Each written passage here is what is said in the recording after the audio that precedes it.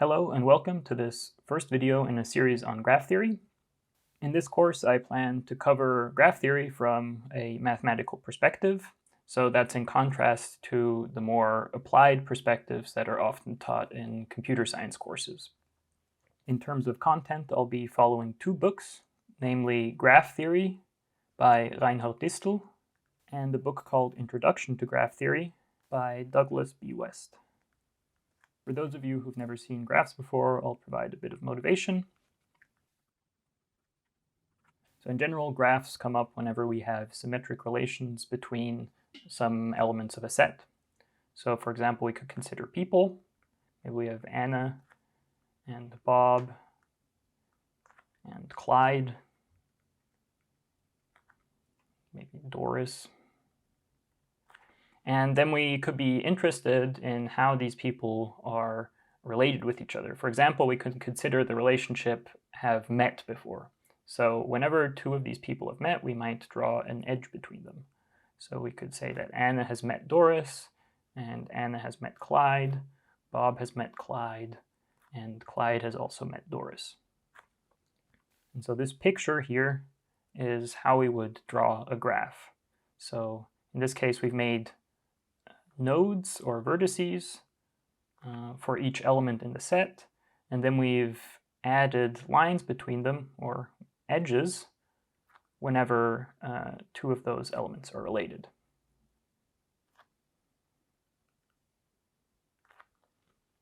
Notice that in this case, because we've chosen a symmetric relation, it doesn't matter in what order the pair of elements are related. So having met before is symmetric in the sense that if Anna has met Doris, then Doris has also met Anna. But there might be other relations which aren't symmetric. For example, consider the relation likes. Anna might like Doris, but Doris might not like Anna back. So in that case, we would have to indicate some direction to these edges.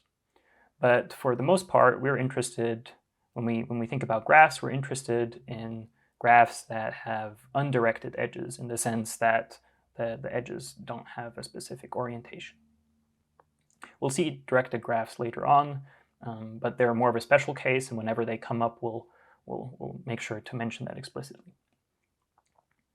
We'll formalize this object mathematically in the following way. So we'll define a graph. So a graph is a pair of sets, which we usually call V and E, such that elements of the set E have the form xy in a set for x and y in V, where x is not equal to y. So the elements of the set V are called vertices. So this is the vertex set, and elements of the set E are called edges, and we refer to it as the edge set. And the condition on elements of E means that each element of E is a two-element subset of the vertex set, where those elements have to be distinct.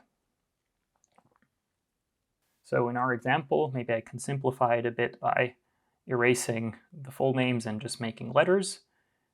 In our example, the vertex set of this drawing of this graph would be the letters A, B, C, and D. So in the vertex set, we have A, B, C, and D. While in the edge set, we have two-element subsets of the vertex set whenever, and we put one of those in there whenever there's an edge between two elements. So we have a two-element subset containing A and D, a two-element subset containing D and C. We have another one containing B and C. And finally, the last one has A and C in there. And these correspond in the obvious way to the lines we've drawn in our drawing of the graph. Now notice that because we've formally represented the edges as sets, it means that the order in which each vertex appears in each edge doesn't matter. So we've automatically included the fact that these edges in our drawing don't have a direction. So it doesn't matter if you write A, D in the set or D, A. There's another thing we've also excluded, which appears in the condition that the vertices in the edge have to be distinct. So we've excluded that there could be an edge between a vertex and itself. So if in our drawing, for example, we would have some sort of loop going from A to itself, this would not be representable in our definition of a graph. So such loops can't exist. Finally, because the edge set is a set, each edge can appear at most once in the edge set. So if in our drawing we would have two edges between A and D, this would also not be representable in this formal structure. So in this case, we can only have at most one edge between each set. So there's also not what we would call multiple edges in the definition we've given of a graph. There are other ways that we could define graphs which allow multiple edges and also loops, as well as giving directions to edges, but then we have to do this in a different way. And usually when we think about graphs that have directed edges, we would call them directed graphs. And if we have graphs that have multiple edges which aren't directed, we would call them multigraphs. So this is to separate them from the thing we've defined as a graph here.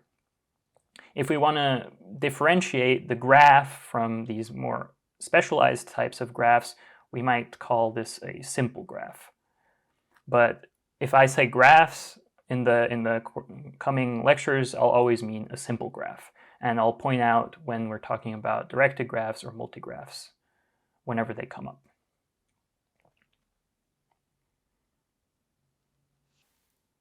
Now that we know what a graph is, I'll introduce some notation so that we can refer to the parts of a graph more easily.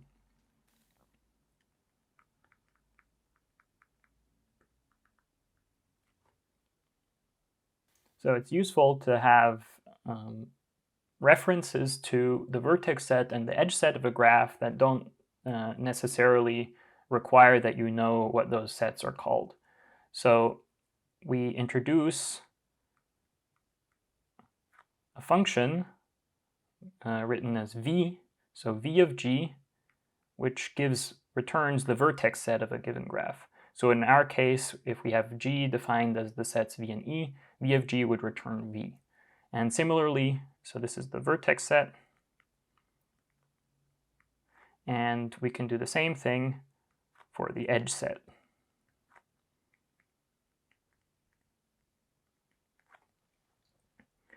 Notice that the letter for the function doesn't depend, so in this case, v of g doesn't depend, so the way we write it doesn't depend on what the vertex set or the edge set is called. So as a quick example, if we have a graph H that has vertex set W and edge set F, then v of H, so the vertex set of H, would be W, and the edge set of H would be F. So we still call these functions by v and e. However, the corresponding vertex and edge sets could be named differently. So obviously they wouldn't always be called v and e. It's also helpful to know how large the vertex and edge sets are respectively.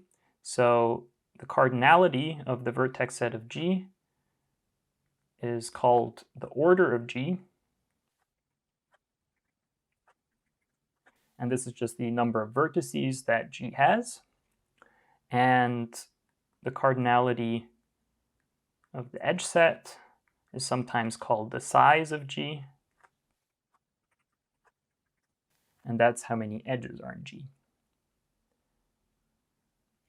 Because we don't always want to write this with this cardinality notation, we introduce a new notation. So we just write g in absolute value to indicate the order of g, and we write 2 lines instead of 1 on each side of g in order to indicate the number of edges that is in g. Finally, we say g is finite if the order of g is finite.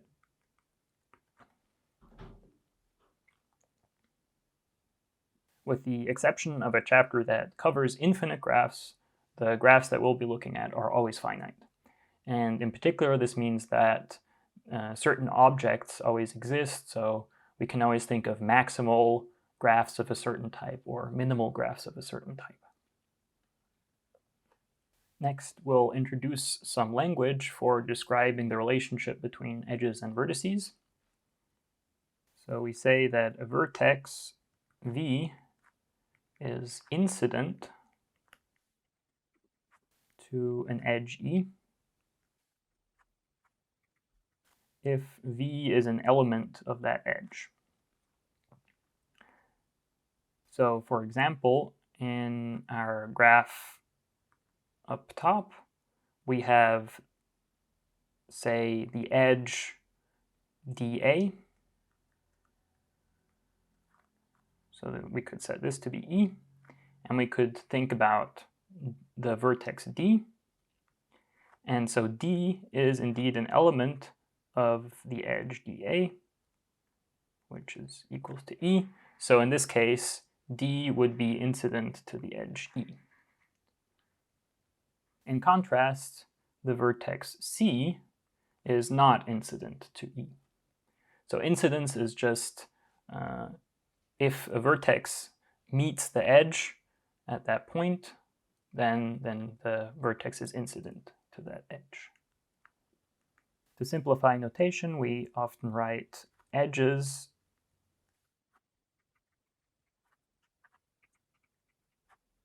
in a simplified form.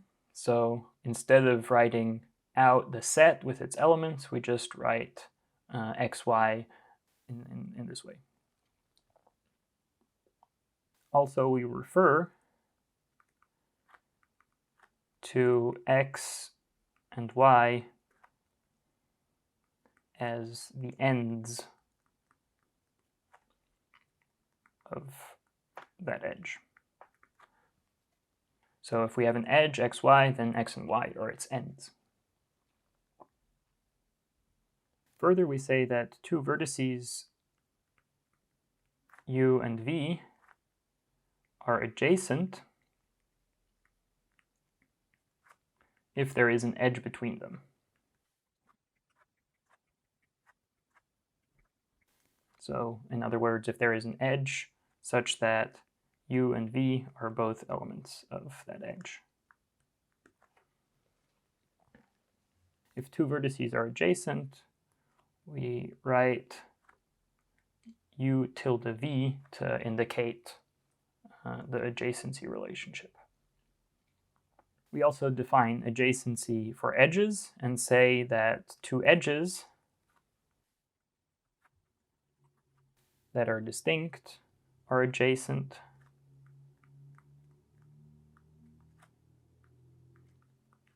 if they have an end in common.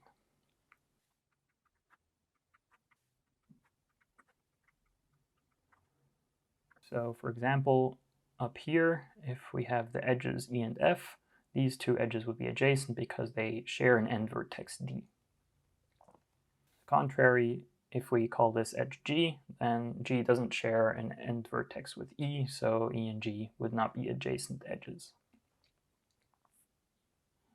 Finally, a set of pairwise non-adjacent vertices is called independent.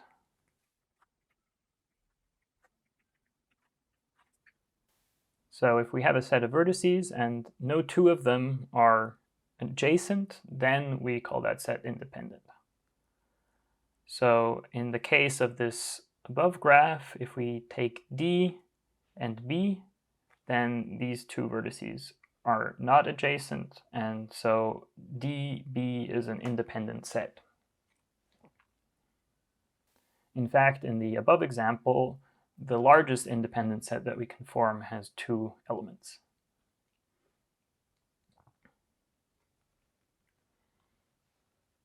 We next turn to graph isomorphisms. To illustrate the problem, consider the following 2 graphs. So we have one graph on 4 vertices with the following edges, and I'll label it A, B, C, and D.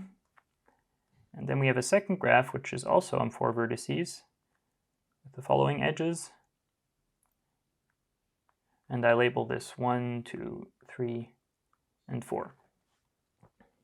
So if you remember the example we had before, both of these graphs look very similar to it.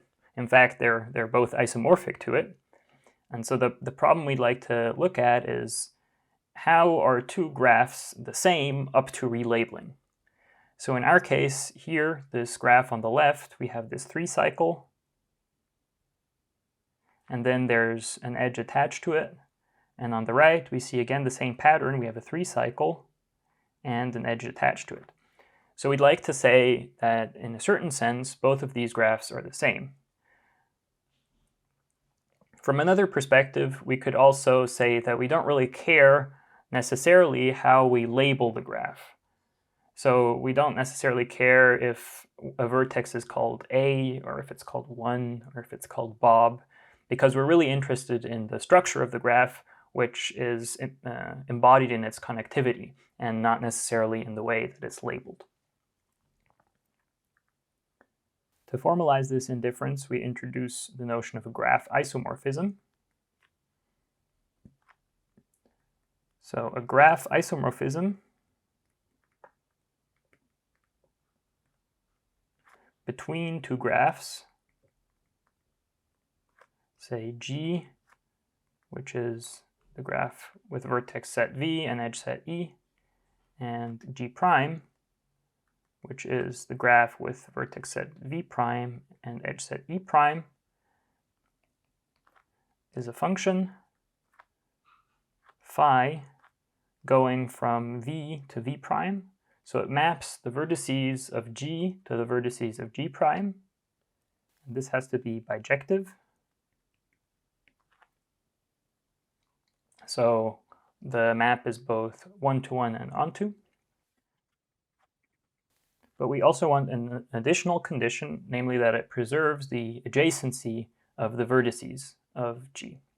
So we map the vertices of G onto the vertices of G prime in a bijective fashion, but in such a way that the vertex X is adjacent to Y if and only if phi of X is adjacent to phi of Y in G prime. And this should hold for all vertices X and Y in G. This means that in order to provide a graph isomorphism, we need to find some bijective relabeling of the vertices of our graph, and then we need to show that this relabeling is compatible with the adjacency. So in our example above, we see that the vertex C is the special vertex where this additional edge is attached to the 3 cycle, so this should correspond to the vertex 3 in our second graph. And then the lone vertex that is at the end of the edge, which is called A in the first graph, should be 4 in the second graph. And then we just have to go around and see how we map the cycle. So we have 1 and 2 both adjacent to the vertex 3 in the graph on the right-hand side. So we can do as we please and rename B to 1 and D to 2. So what I've written here, this relabeling in red, is the bijective function phi, and now we need to check that adjacency is preserved. So this means that if 2 vertices are not adjacent in our graph G, then they should also be not adjacent in G prime, and if 2 vertices are adjacent in G, then they should be adjacent in G prime. So this mapping that I've provided is indeed a graph isomorphism. So in the case where we have an isomorphism between G and G prime,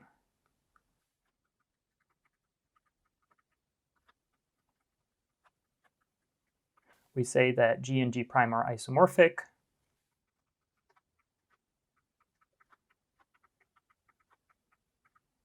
and we write G is isomorphic to G prime with this symbol where we have the tilde replacing one of the lines in the equal sign. The next topic we'll be looking at are subgraphs. So we'd like to have a notion of when a certain graph contains another graph.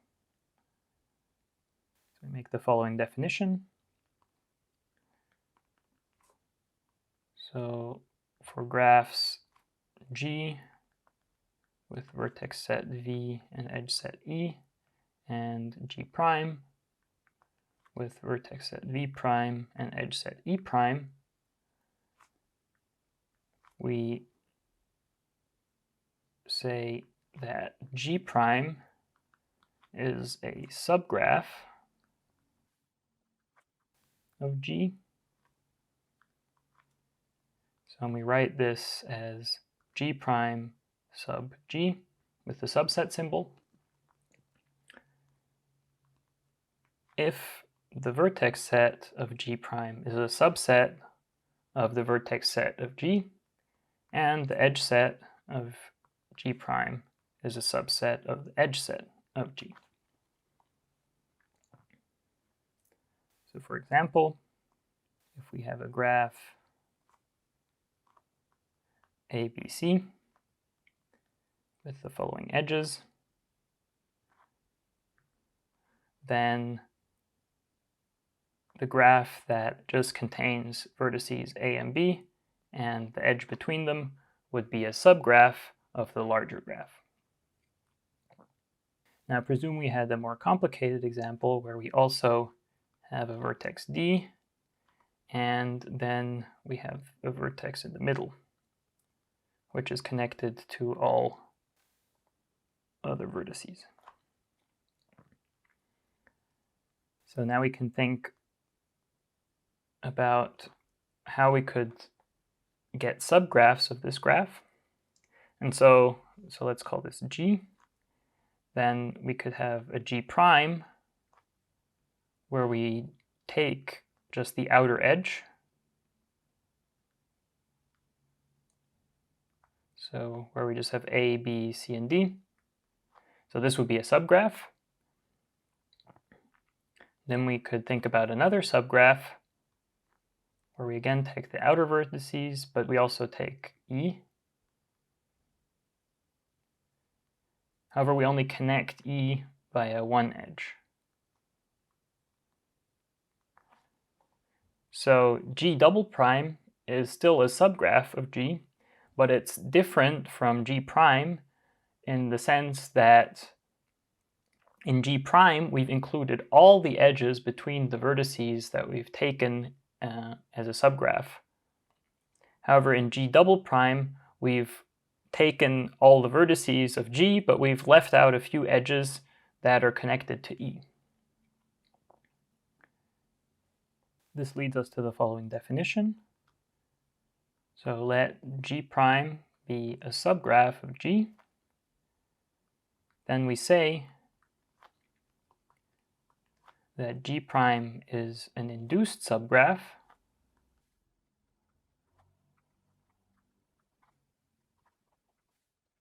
if all edges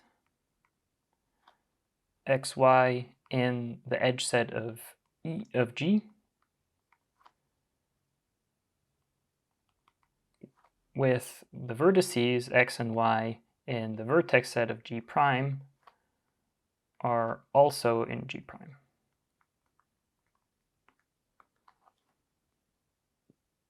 So in other words, we look at all edges in G, for example, the edge AC, and if both its endpoints are also in the subgraph, then we want that edge to be in the subgraph. So in the above example, this is the case for G and G prime, because we can look at, say, the edge AC, and we find that this edge is also in G prime. If we consider the edge AE here, then E isn't an element of G prime, so we also don't require the edge to be in there. Another way to think about this induced subgraph relation is that the induced subgraph contains the maximal amount of edges of the original graph. So in our example above, G prime is an induced subgraph of G, while G double prime is not an induced subgraph of G. For example, we have that the edges the vertices A and E are in G double prime. However, this edge that we have in G is not part of G double prime. If we want to denote the induced subgraph on a set of vertices of a graph G, then we write G and then square parentheses the set that we're inducing the subgraph on. So for example, in our above example, G prime would be equal to the induced subgraph of G on the set of vertices A, B, C, and D. To repeat the idea from before, inducing a subgraph on a set of vertices is just taking those vertices and then adding all the edges that one can in that subgraph. All right, so this concludes the most essential definitions that we'll need going forward. Next time, we'll begin to start proving some stuff on the topic of vertex degrees.